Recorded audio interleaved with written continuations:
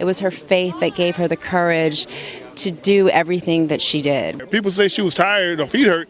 No, she was just sick and tired of being sick and tired. It's a beautiful time. You know, what happens when synergistically people come together to celebrate what people have done. As we say, we stand on the shoulders of giants. And when we understand that we're still standing on them and that our history is not yet fully written, but we still have work to do, then it gives us a sense of pride, it gives us a sense of strength, and it gives us a sense of purpose. Emmett Till's murderers got away with it, so lynchings were happening often. Folks were scared. Couldn't help thinking about young Emmett when that bus driver was yelling and threatening me to get out my seat. Then when he said he was gonna call the police, I said, go ahead, call the police. I just told myself to stay calm, Rosa. Hi, it's Jill Monroe with EURWeb. We're here live on the red carpet for TVOne's Behind the Movement. This is the backstory to Rosa Parks, the things that you don't know. Check it out.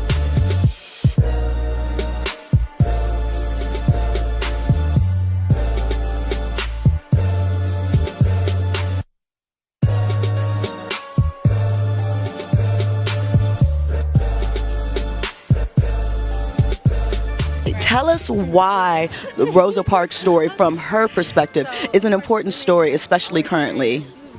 I mean, you look at the state of the nation, you know, currently everything is very much race-driven at this particular point in time. And I mean, you have a lot of unity as well, but I mean, you look at Rosa Parks, you know, story and how she had the strength and the audacity to say, like, what was right and what was wrong, and you know, so I think that gives a lot of us, it empowers a lot of us today to make those same decisions.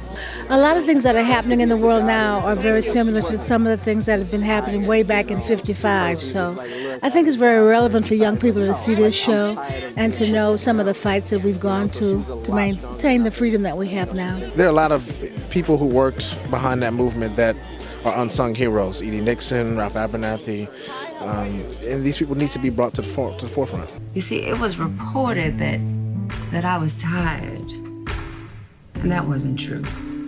I was tired of all the injustice, all the fear and indignity that they were putting us through. That's the truth. And I had reached my limit. I said, not today.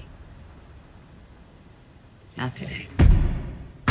You are playing the iconic Rosa Parks. Her story has, though it's been told, not in this type of detail. What was that experience like for you?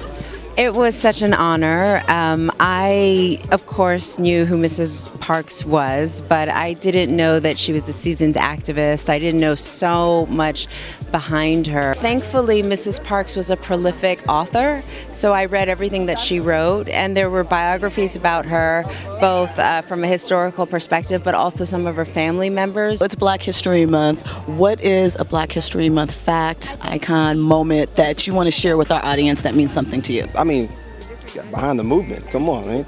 And then next week we got Black Panther, come on, man. I mean, it's a good month. It's a good Black History Month. You know, this Black Lives Matter movement is really important. I don't know if it's necessarily something to commemorate, but I think it's something that's important that we remain involved and remain woke in this time, because it's really easy to lose focus.